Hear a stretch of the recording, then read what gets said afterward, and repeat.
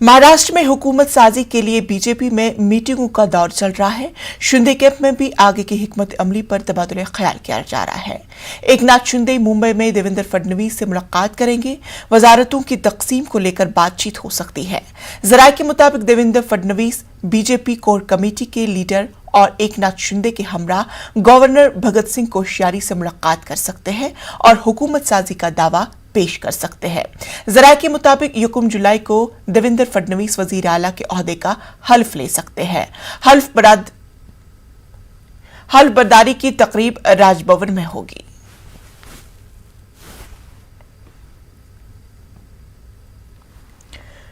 तो नाज़रीन, आपको बता दें कि महाराष्ट्र में हुकूमत साजी के लिए बीजेपी में मीटिंगों का दौर चल रहा है। शिंदे कैंप में भी आगे की हिकमत अमली पर तबादुल ख्याल किया जा रहा है। एकनाथ शिंदे मुंबई में देवेंद्र फडणवीस से मुलाकात करेंगे। वजारतों की तकसीम को लेकर बातचीत भी हो सकती है। जराये के मुताबिक Devendra Fadnavis BJP core committee के लीडर और एकनाथ शिंदे के हमरा गवर्नर भगत सिंह कोश्यारी से मुलाकात कर सकते हैं और हुकूमत साजी का दावा भी पेश कर सकते हैं। जराये के मुताबिक 1 जुलाई को देवेंद्र फडणवीस वजीर आला के ओहदे का हल्फ ले सकते हैं। हल्फ बर्दारी की तकरीब राजभवन में मुनक्किद की जाएगी। तो महाराष्ट्र की हुकूमत के ताल्लुक से तमाम तर तस्वीरें साफ होती हुई नजर आ रही हैं और अब कुछ ही वक्त के बाद तमाम तर तस्वीर जो है वो साफ होती हुई दिखाई देगी। हल्फ बर्दारी की तकरीब राजभवन में मुनक्किद की जाएगी। तो पूरी तफसीलात हम हासिल करेंगे अपने नुमाइंदे जो मुंबई से जुड़ेंगे हमारे साथ अमित राय। आपसे जानेंगे कि अब महाराष्ट्र की तमाम तर तस्वीरें जो है वो साफ होती हुई नजर आ रही, आगे की हिकमत अमली क्या कुछ रहेगी? देखिए, निश्चित तौर पे कुछ ही देर में शिंदे जो है मुंबई पहुंचेंगे और वो देवेंद्र फडणवीस से मुलाकात करके वो और फडणवीस दोनों राजभवन जाने वाले हैं। बताया जा रहा है 3 साढ़े 3 बजे का समय जो है राजभवन में दिया गया है। वहां जाकर जो है वो दावा पेश करेंगे सरकार बनाने का और एक बैठक भी होने वाली है बीजेपी, जिसमें विधायक दल का नेता जो है वो देवेंद्र फडणवीस को चुना जाएगा, यानी देवेंद्र फडणवीस ही जो है मुख्यमंत्री पद के उम्मीदवार होंगे। दूसरी तरफ जो है किस तरह आगे सरकार चलेगी, पोर्टफोलियो क्या होगा, कितने कैबिनेट कितने राज्य मंत्री शपथ लेंगे, इन सब पे चर्चाएं भी जो है फडणवीस और एकनाथ शिंदे के बीच होंगी। सूत्र हमारे ये बता रहे हैं कि पहले जो है सीएम पद की शपथ फडणवीस और एकनाथ शिंदे डिप्टी सीएम पद की शपथ लेंगे और 1 या 2 मंत्री और शपथ ले सकते हैं। उसके बाद जो है वह एक सत्र बुलाया जाएगा। सत्र में पहले स्पीकर का चुनाव किया जाएगा। स्पीकर के चुनाव करने के बाद जो है शिंदे गुट को जो आधिकारिक तौर पर मान्यता दी जाएगी, उसके बाद मंत्रिमंडल का विस्तार होगा। अब सवाल ये अटक रहा है कि जब सेशन बुलाया जाएगा उसमें चूंकि अपने आप को शिवसेना ही कह रहे हैं कि हम शिवसेना में ही है, बाला साहब ठाकरे के समर्थक ही हैं, तो 55 में से 39 विधायक इनके पास है। सवाल ये होगा जब सेशन शुरू होगा तो उसमें व्हिप किसका जारी होता है कि पिछली बार जो है चीफ व्हिप जो सुरेश प्रभु हैं उन्होंने जो है जारी किया था, लेकिन सुनील प्रभु के व्हिप को लोग मानने के लिए तैयार नहीं है और वही मामला कोर्ट में गया। अब देखना ये होगा 39 इनके साथ सदस्य हैं शिवसेना के, तो चीफ व्हिप अगर ये जारी करते हैं चीफ, तो क्या जो उद्धव ठाकरे गुट के समर्थक है वो आते हैं? अगर नहीं आते हैं तो निश्चित तौर पर उनपे जो है डिस्क्वालिफिकेशन का जो ये जो रणनीति है वो अपनाई जा सकती है। तो अभी जो है ये किस्सा खत्म नहीं हुआ, भले सरकार बन जाएगी लेकिन असली शिवसेना और नकली शिवसेना का जो सवाल वो अभी जो है खत्म होने का नाम नहीं ले रहा है। तो चलिए अमित राय, आगे भी आपसे जुड़ेंगे, आगे भी आपसे इस ताल्लुक से तफसीलात हासिल करते रहेंगे। फिलहाल तफसीलात के लिए आपका बेहद शुक्रिया। कर्नाटक के शिमोगा में हर्षा के कत्ल मामले में एनआईए ने बड़ी कार्रवाई की है। शिमोगा में 13 मकामात पर एजेंसी ने छापेमारी की कार्रवाई अंजाम दी। हिजाब तनाजे के दरमियान नौजवान का कत्ल हुआ था। अब तक 450 अफराद से पूछताछ की जा चुकी है। इसी सिलसिले में मुलजमीन के रिश्तेदारों से भी पूछताछ हो चुकी है।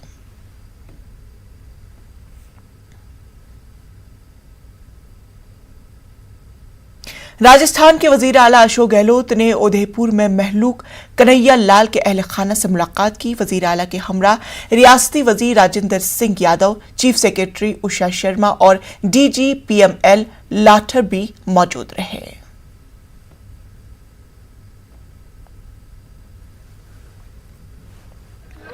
ये हत्या जो है बहुत ही जघन्य हत्या हुई है। इसने पूरे प्रदेश को नहीं पूरे देश को हिला के रख दिया है। जिस रूप में घटना हुई है और अपराधी को पकड़ा गया टाइम पे, सबसे अच्छी बात ये रही हमारी पुलिस ने, एसओजी ने अच्छा काम किया। एक तरफ हत्यारों को पकड़ लिया और दूसरी तरफ ये मालूम कर लिया कि इनका अंतर्राष्ट्रीय संगठनों से संबंध है। मेन बात ये है, इसलिए नेशनल इन्वेस्टिगेशन एजेंसी है ये पिक्चर के अंदर, उसने केस हाथ में ले लिया है। अब हमारी एसओजी एटीएस उनको सेव करेगी और मैं उम्मीद करता हूं कि हम गृह मंत्री जी से बात भी करेंगे। गुलाब चंद कटारिया आपके नेता प्रतिपक्ष हैं, उनका सहयोग भी लेंगे। हम चाहेंगे कि एनआईए सुनिए आप लोग, हम चाहेंगे देश के अंदर एनआईए का बड़ा काम है, विस्तार का काम है और बहुत गहराई जाती है, टाइम लगता है। हम चाहेंगे कि ऐसा है जिसमें जिसने हत्या की है उन्होंने साथ में वीडियो बनाया है। इसका मतलब है शरफुद्दीन गवाह खुद ही बन गए हैं, आई बेटे वो खुद ही हैं, उन्होंने वीडियो बनाया है। तो इसको इसी रूप में एनआईए को चाहिए। हम मुझे रिक्वेस्ट भी करेंगे इस केस को फास्ट ट्रैक पे ले और जितना जल्दी हो उतना जल्दी चालान पेश हो, पूरी फॉर्मेलिटी हो के सजा घोषित हो, ये हमारा प्रयास रहेगा। मरकजी वजीर गजेंद्र शेखावत का कहना है कि उदयपुर कत्ल मामले के साथ साथ गुज़श्ता दिनों पेश आए दीगर वाकयात की भी तफसीली जांच होनी चाहिए। उन्होंने कहा कि करौली मामले की जांच पूरी नहीं हुई है। उदयपुर मामले की जांच एनआईए के सुपुर्द किए जाने पर कांग्रेस लीडर मल्लिकार्जुन खड़गे की जानिब से लगाए गए इल्जाम को उन्होंने खारिज कर दिया। गजेंद्र सिंह ने कहा है कि उदयपुर केस में दहशतगर्दी का कनेक्शन आने के बाद एनआईए को जांच सौंपी गई है। मैं दो तरह के प्रश्न इस आपके प्रश्न के प्रति प्रश्न में करना चाहता हूं। एक तो ये कि पिछले दिनों में जो घटनाएं हुई उनके इस एंगल से जांच क्यों नहीं की गई, अगर की गई तो जांच के क्या परिणाम है इसे निश्चित रूप से बताना चाहिए। और दूसरा विषय कि ये सीरीज ऑफ इंसिडेंट्स होते हैं, भीलवाड़ा में 6 दिन में 2 बार इंसिडेंट्स होता है, करौली में होता है, जोधपुर में होता है, उदयपुर में होता है। हर जगह पे इंटेलिजेंस का ग्रॉस फेलियर क्यों होता है? राजस्थान का खुफिया तंत्र, पुलिस का खुफिया तंत्र क्या केवल और केवल भारतीय जनता पार्टी के नेताओं की, गजेंद्र सिंह की खुफियागिरी करने या अपनी ही पार्टी के विधायकों जिन पर संदेह है उनके सूचनाएं एकत्रित करने मात्र के लिए उपयोग किया जा रहा है? इसलिए इन सब विषयों को जांच करने की आवश्यकता है और इस बात को लेकर के राजस्थान के करोड़ों लोगों को अब भरोसा और विश्वास हुआ है, क्योंकि इसकी जांच अब कहीं न कहीं एनआईए के द्वारा की जा रही है। तो निश्चित ही अब की बार इसका पूरा पर्दाफाश हो जाएगा। सर, जहां तक की जांच जो है वो एनआईए के द्वारा की जा रही है, लेकिन कांग्रेस के जो नेता है मल्लिकार्जुन खड़गे, उन्होंने मैं साफ तौर पर सवाल खड़े किए हैं कि अगर एनआईए जांच किया गया और मुख्यमंत्री से कंसल्ट नहीं किया गया जांच के आदेश के पहले, तो कहीं ना कहीं संघीय ढांचे पर कुठाराघात हो रहा है। मुझे लगता है कि इससे हास्यास्पद भी कुछ नहीं हो सकता और विद्रूप भी कुछ नहीं हो सकता।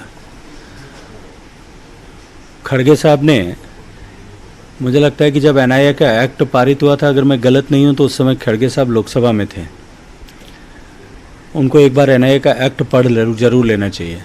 जब स्टेट खुद ये कह चुका है, मुख्यमंत्री ये स्वीकार कर चुके हैं कि ये एक्ट ऑफ टेररिज्म है, यह आतंकवादी घटना है, जब स्टेट का डीजीपी ये स्वीकार करता है और सरेआम टीवी पे आकर के स्वीकार करता है कि इसके पाकिस्तान कनेक्शंस हैं, ने पाकिस्तान यात्रा की एंड कंटिन्यूअस इन सब चीज़ों के लिए इंस्ट्रक्शंस जो है वो पाकिस्तान में बैठे हुए अपने आकाओं से ले रहा था। इतनी बड़ी घटना, इतनी विभत्स घटना करने के बाद में वो वीडियो बना करके माननीय प्रधानमंत्री जी तक को धमकी देता, उसके बाद में भी क्या राजस्थान की अनुमति लेने का इंतजार था? खड़गे साहब को प्रश्न तो अपने सरकार और अपने मुख्यमंत्री से ये करना चाहिए था कि तुम इतने दिन कर क्या रहे थे, तुम्हारा जो इतने सारे स्लीपर सेल उदयपुर जैसी जगह तक पर भी काम कर रहे हैं, तो तुम उसकी जांच करने के लिए क्या कर रहे थे, तुम्हारा खुफिया तंत्र क्या कर रहा था? ये करने के बजाय इसमें भी राजनीति ढूंढ रहे हैं। अमरनाथ यात्रा का आज से बाज़ाब्ता तौर पर आगाज हो गया है। 99 बेस कैंप से यात्रियों का पहला काफिला गुप्पा की जानिब रवाना हुआ है। डीसी अनंतनाग डॉक्टर पीयूष सिंगला ने झंडी दिखाकर यात्रियों को रवाना किया। सख्त सिक्योरिटी के बीच बालतल से भी यात्रियों का पहला काफिला गुप्पा की जानिब रवाना हुआ। अमरनाथ यात्रा 43 दिन तक चलेगी। आज से शुरू हुई यात्रा 11 अगस्त तक चलेगी।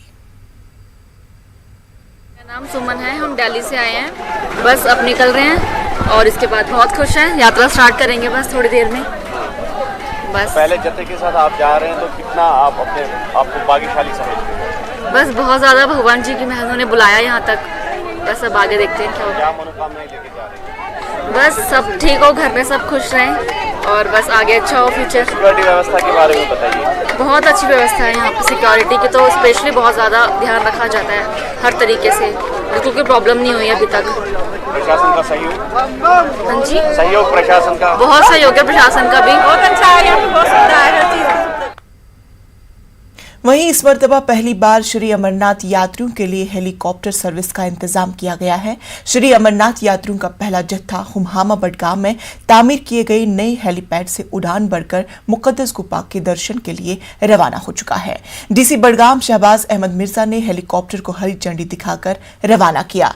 यात्री काफी खुश नजर आए, उन्होंने इंतजामात की सराहना की। उनका कहना है कि इस हवाई सर्विस से उनका सफर आसान होगा और वो एक ही दिन में बाबा बर्फानी के दर्शन करेंगे। ताहम उन्होंने ताखीर होने की वजह से नाराजगी का इजहार किया। एक्साइटमेंट बहुत ज्यादा है, पहली बार तो नहीं, दूसरी बार दर्शन के लिए जा रहे हैं। श्रीनगर से पहली बार जा रहे हैं क्योंकि सर्विसेज स्टार्ट हुई है। ठीक है, स्टार्टिंग थोड़ी सी डाउन रही, काफी टाइम का तो बचेगा ही क्योंकि जो हमें 3-4 घंटे वहाँ ट्रैवल, 3-4 घंटे वापसी आने के लगते हैं, 8 घंटे सेव हो रहे हैं। हुआ तो ये है कि सबकी जल्दी जल्दी अच्छे से यात्रा हो, बाबा के बहुत अच्छे दर्शन हो, बाकी बहुत अच्छा है, बाबा सबको बहुत अच्छे दर्शन दे। लास्ट 2 इयर्स नहीं किया कोविड की वजह से, कोविड की वजह से जाना नहीं हुआ क्योंकि सब कुछ बंद था, तो कोविड की वजह से जा नहीं पाए और अभी मैं 2008 से रेगुलर जा रहा हूँ। श्रीनगर से भी एक फैसिलिटी दी जाएगी इस काम के लिए, तो उसी के लिए ये हुमामा बडगाम डिस्ट्रिक्ट में जो है ये जगह को चुना गया। तो हमने रिकॉर्ड 8 दिन में इस हेलीपैड को तैयार किया, ऑप्शनलाइज किया और आज से ये फ्लाइट्स यहाँ पर शुरू हो रही हैं। आज से बाज़ाब्ता तौर पर अमरनाथ यात्रा का इफ्तिताह हो चुका है और इस मरतबा पहली बार हवाई सफ़र भी कर सकते हैं। ये इनके लिए हवाई सर्विस भी रखी गई है और बडगाम के हुमामा में हेलीपैड तैयार किए गए हैं और अभी कुछ देर कबल डीसी बडगाम ने इसका इफ्तिताह किया है। यात्रियों से हमने बात की, वो काफ़ी खुश नज़र आए, उनमें काफ़ी जोश था, ताहम उन्होंने नाराज़गी का इजहार किया चूँकि ताख़ीर हुई। हालांकि डीसी बडगाम का कहना था कि 1 हफ्ते में जो हेलीपैड है वो तैयार किए गए हैं, यहाँ पर जो दीगर इंतजामात है वो रखे गए हैं इन यात्रियों के लिए जो हवाई सफ़र करना चाहते हैं। यात्री काफ़ी खुश नज़र आए, उन्होंने कहा कि इस सहूलियत से उनको काफ़ी फ़ायदा है क्योंकि वो दिन में ही अपनी जो यात्रा है दर्शन वो कर सकते हैं, बर्फानी बाबा के वो दर्शन कर सकते हैं और दिन में ही वो वापस आ सकते हैं। न्यूज़ 18 नेटवर्क के लिए बडगाम से मैं आबिद हुसैन। ट्विटर अकाउंट से पुलिस को टैग करके अल्ट न्यूज के को फाउंडर मोहम्मद जुबैर की शिकायत करने वाले शख्स का ट्विटर अकाउंट हज़फ हो गया है। पहले ही जुबैर की गिरफ्तारी को लेकर जवाबित के खिलाफ वर्जी का इल्जाम झेल रही दिल्ली पुलिस की मुश्किलात में इजाफा हो गया है।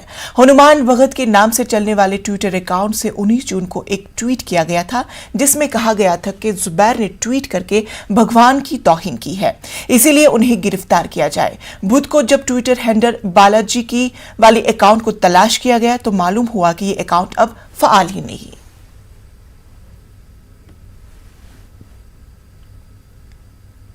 मुल्क में कोरोना के एक्टिव मामले 1 लाख से तजावुज कर गए हैं, जबकि नए मामलों में अभी आज इजाफा दर्ज किया गया है। जारी करदा आदाद-ओ-शुमार के मुताबिक कोरोना के 18,819 नए मामलों की तस्दीक हुई, जबकि इसी दौरान 39 मरीजों की मौत हुई। आदाद-ओ-शुमार के मुताबिक पिछले 24 घंटों में 13,800 से जायद अफराद शिफायाब हुए हैं। हालिया दिनों में केरल, महाराष्ट्र, तमिलनाडु, कर्नाटक और मगरबी बंगाल में कोरोना के नए मामलों में तेजी से इजाफा हुआ है।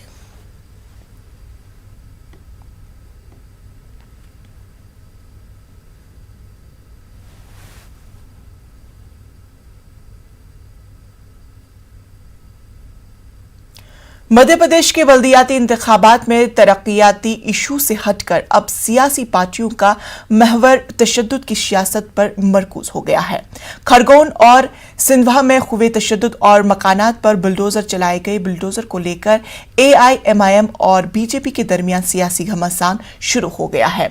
तशद्दुद को लेकर जहां AIMIM के कौमी सदर असदुद्दीन ओवैसी ने शिवराज सिंह हुकूमत को जमकर तनकीद का निशाना बनाया, वहीं मध्य प्रदेश के वजीर दाखिला डॉक्टर नरोत्तम मिश्रा ने असदुद्दीन ओवैसी के बयान पर जवाबी हमला करते हुए कहा कि ओवैसी दंगाइयों में भी मजहब ढूंढते हैं। सेंधवा में मासूम लोगों के घरों को तोड़ा। क्या भाजपा के लोग, क्या आपके दिलों में, आपके सीनों में धड़कता हुआ दिल नहीं है किसी का गरीब का घर तोड़कर आपको रात में नींद कैसी आती, हमको बताइए। किसी गरीब को उसके घर से बेघर करके आपको सुकून कैसे मिल सकता है? बताओ आप कि कौन सा इंसाफ है कि वसीम शेख जिसके हाथ नहीं है उसके दुकान को तोड़ दिया गया, ये कहकर के वो पत्थर फेंकने वाला था। बताओ मुख्यमंत्री, बताओ मध्य प्रदेश के होम मिनिस्टर जो मुझसे बहुत ज्यादा मोहब्बत करते हैं। जहां तक ओवैसी जी का सवाल है, हम दंगे की दृष्टि से देखते हैं, हम आतंकवाद को आतंकवाद की दृष्टि देखते हैं और वो इसमें धर्म देखते हैं। वो उन्हें मुसलमान कह के जबरदस्ती दंगाई बनाने की कोशिश करते हैं कौम को, जो गलत है।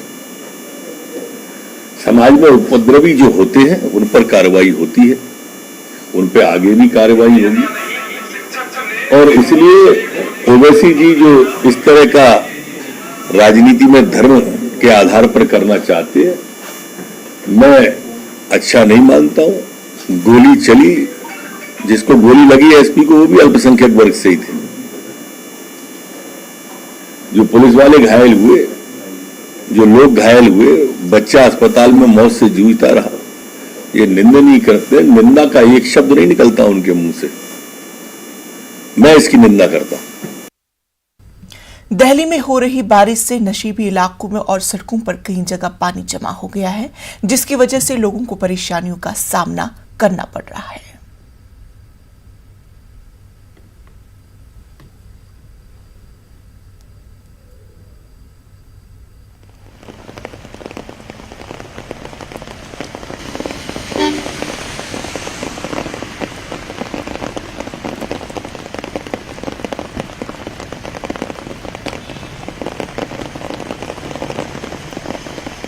देश की राजधानी दिल्ली में आज सुबह से हो रही झमाझम बारिश ने मौसम तो सुहाना कर दिया है, लोगों को उमस भरी गर्मी से राहत मिली है, लेकिन जगह जगह हुए जलभराव ने लोगों की समस्याएं बढ़ा दी हैं।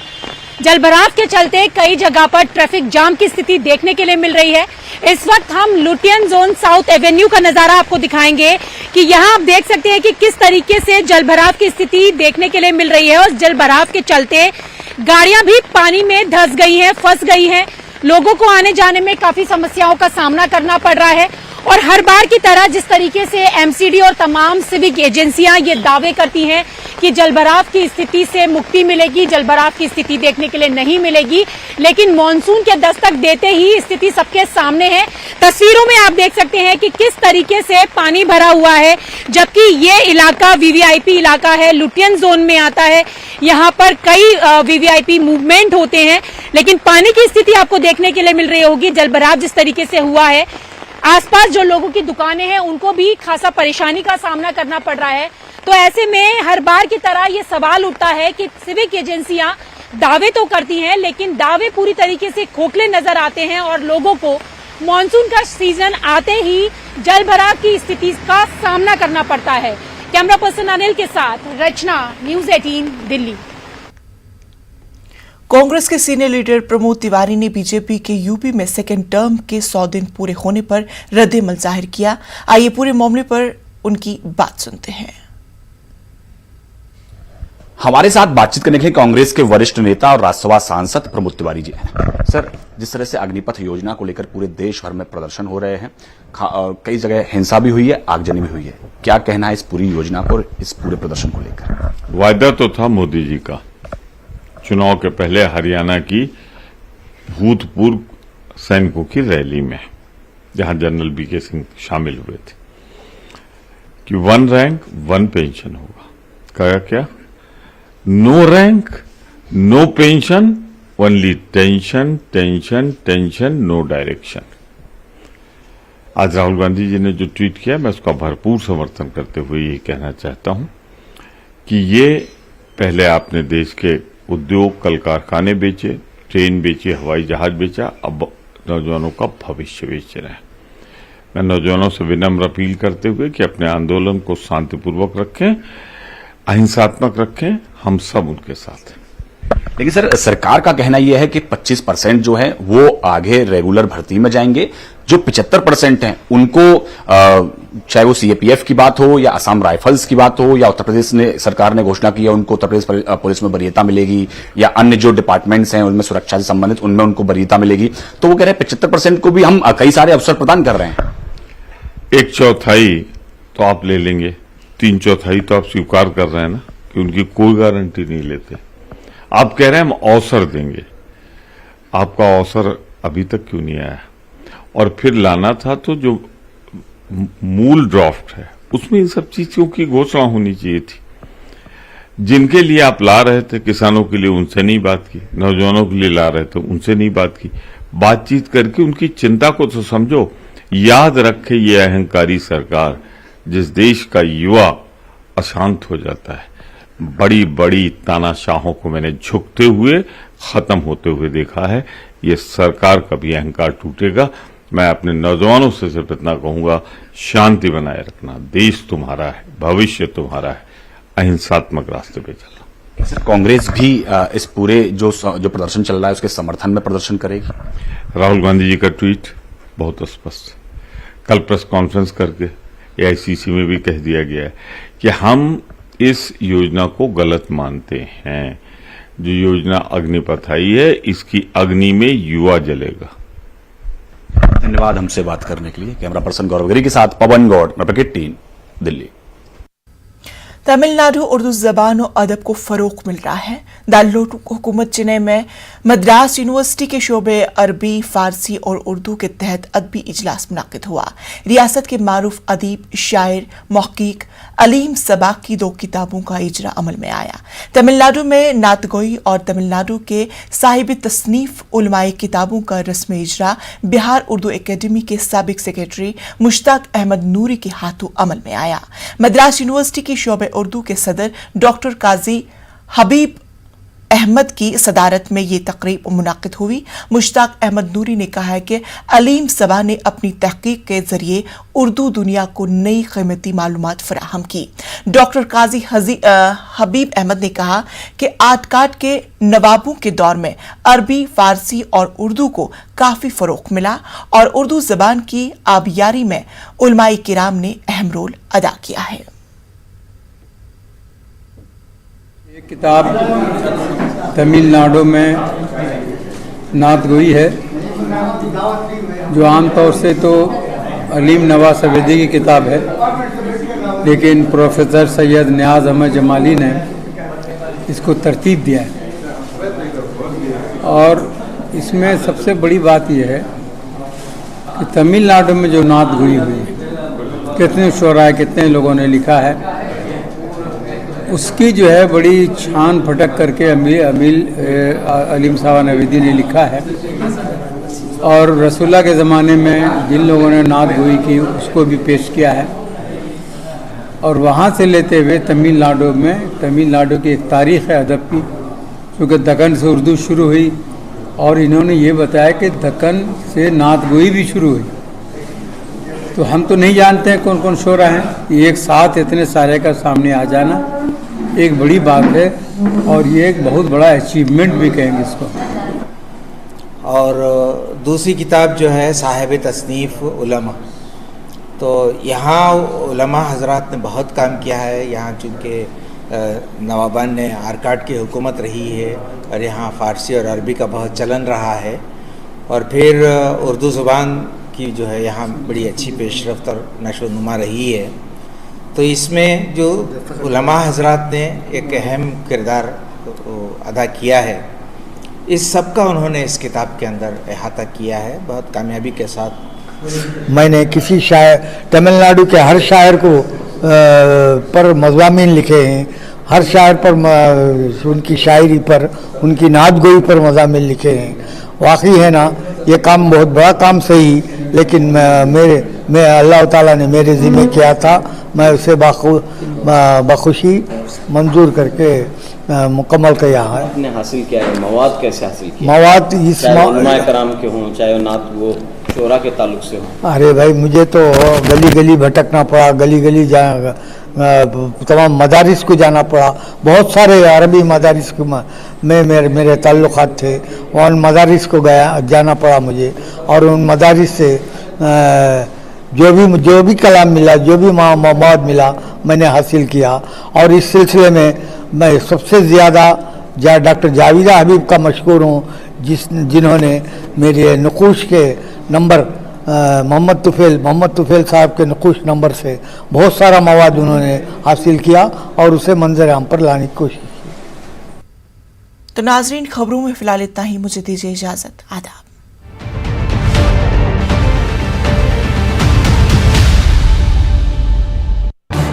इस न्यूज हेडलाइंस के प्रायोजक पेट सफा